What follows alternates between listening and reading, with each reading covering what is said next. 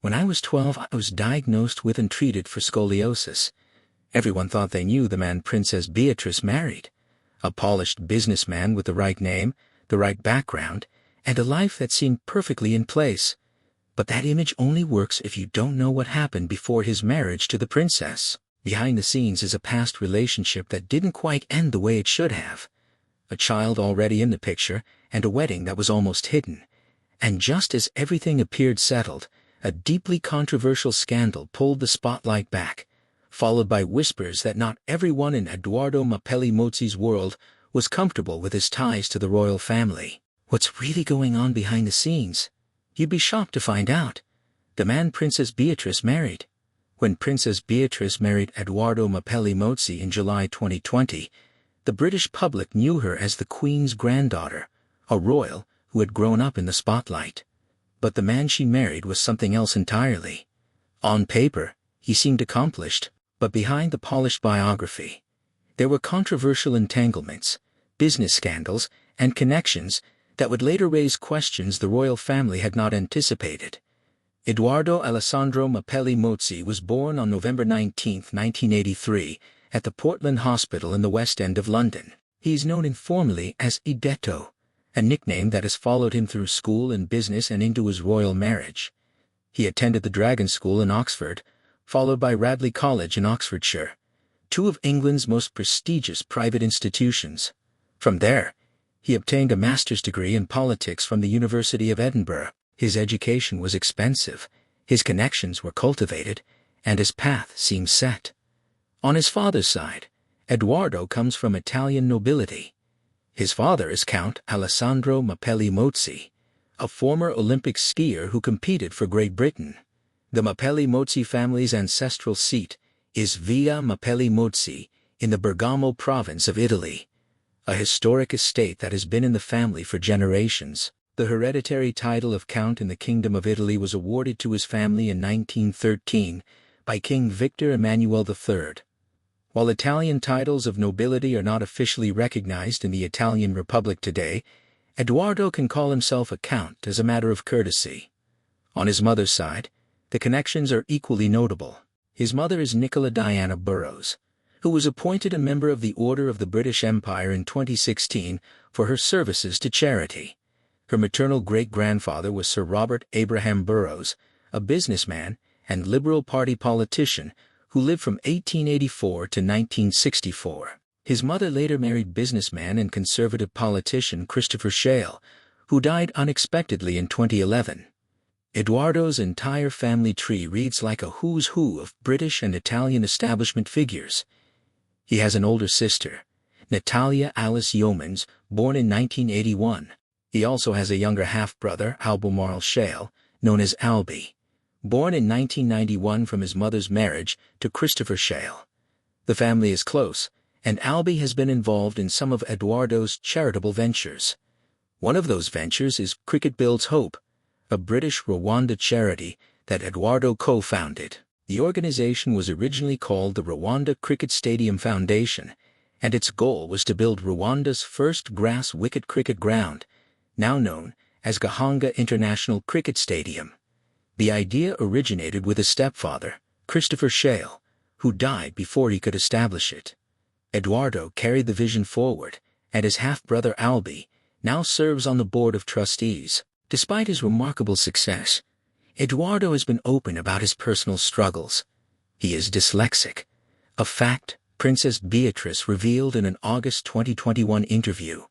She spoke about it as a point of pride, highlighting how he had overcome challenges to build his career. Edoardo is known for his strong presence on social media, where he speaks against plastic pollution in oceans and whaling in Japan. During the 2016 U.S. presidential election, he also played an active role online by using the hashtag #I'mWithHer on Twitter to support Hillary Clinton. But none of these involvements would draw scrutiny to Edoardo Mapelli-Mozzi the way his business later would, and the deeper journalists dug into his financial dealings, the more they found that the polished surface of the royal husband concealed something far more complicated.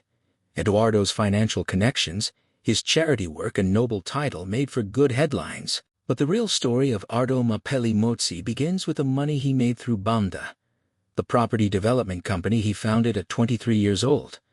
What started as a small London firm has grown into a global empire with projects on 4 continents.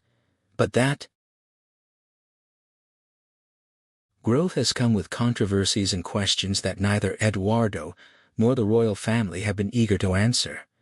Eduardo founded Banda in 2007, starting the company with support from his family. He identified a gap in the London luxury market where, in his words, everything looked the same architecturally and felt uncomfortable. He was referring to homes where people told you to take your shoes off, spaces that felt more like showrooms than places to live. Banda wanted to create spaces that feel lived in and better with age, incorporating 30 to 40% custom-designed furniture alongside vintage pieces. But the structure of that business is where things become more complicated. Eduardo holds directorships in multiple companies, some shared with his mother Nikki Williams-Ellis and his brother-in-law Todd Yeomans. Banda has grown from a niche London developer into a global design practice with projects in London, New York City, Doha, San Salvador, and throughout Europe. The growth has been steady, but it accelerated noticeably after his marriage to Princess Beatrice in 2020. In 2022, Banda announced its first Australian project, the Masthead Ocean Club on the Gold Coast. It was a $250 million development with only 28 apartments. Entry-level apartments in this project start at over $5 million and offer nearly 320 square meters of space. The development features an ocean club spanning 2 floors with a wine and champagne lounge, a whiskey and cigar room, private dining, and a health and wellness center. Amenities include a chairman's club membership to Levantine Hill Winery, participation in a racing syndicate, and a complimentary new BMW electric car for residents. This was not a modest development. This was ultra-luxury on a global scale. In 2025, Banda's latest London project, 5 Whistler Square, in the Chelsea Barracks area of Belgravia, was valued at $74 million. The Belgravia district is one of the most expensive neighborhoods in London, home to embassies, hedge fund managers, and old money families. For a developer who started with a small firm in Notting Hill, this represented a significant leap.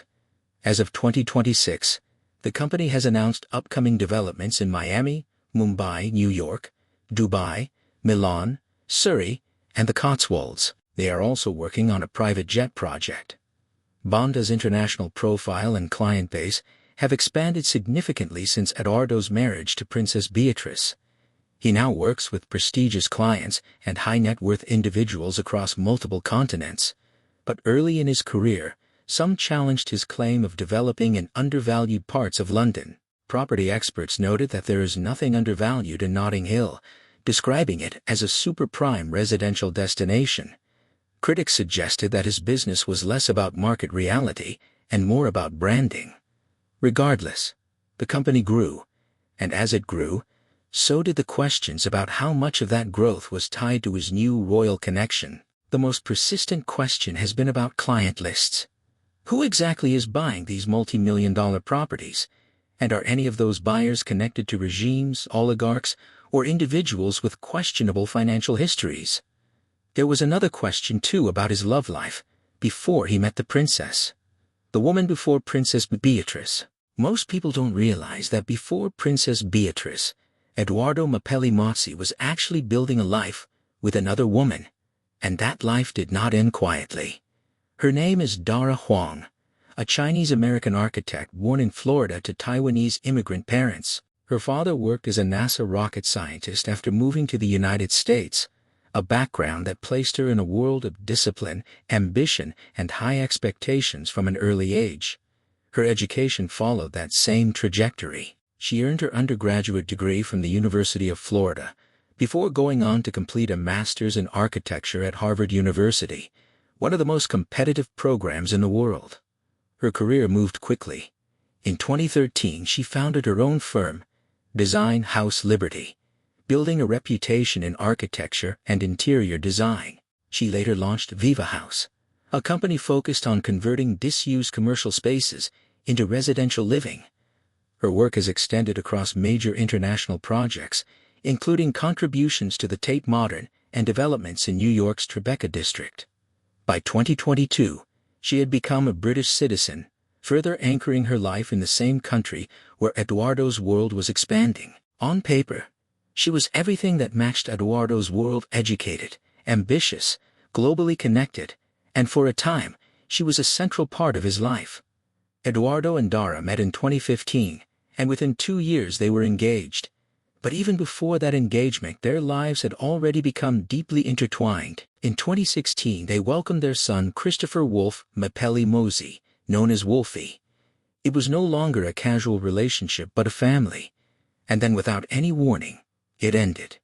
In 2018, their relationship broke down. The timing is what would later raise the most questions because, according to multiple reports, the split happened just weeks before rumors began circulating that Eduardo was now seeing Princess Beatrice. There was no long gap or clear separation between one chapter and the next, just a sudden shift from one life into another. From Dara's perspective, it was not a clean break. She has described that period as one of the most difficult times in her life. When the relationship ended, Wolfie was just 2 years old. She was left to navigate not only the emotional fallout but also the practical reality of raising a child alone. In a candid reflection, she wrote, "Then came a difficult breakup. The moment I finally claimed the pay rise I'd long deserved, also finally seeing some payoff from my growing business. I was a single mom with a baby, so nearly everything still went to my son."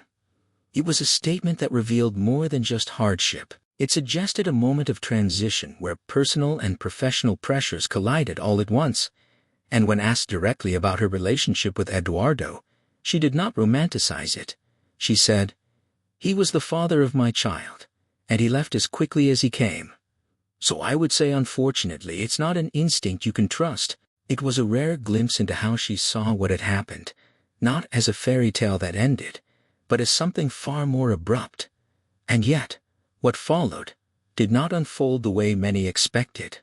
Despite the circumstances, the relationship between Dara, Eduardo, and eventually Princess Beatrice did not collapse into public conflict. Instead, it evolved into something far more peaceful. Publicly, all sides have maintained that they are on good terms. There were reports that, even after the breakup, Dara and Eduardo remained unusually close. A friend told the Mail on Sunday in early 2020 that Dara still cut his hair and occasionally bought him clothes. It was a detail that seemed small, but it pointed to something larger. This was not a clean separation. It was an ongoing connection, reshaped rather than severed. Dara herself has spoken about the co-parenting dynamic in a way that stands out. She described Wolfie as having 2 sets of parents trying to help him on both sides, adding that, "the more the merrier."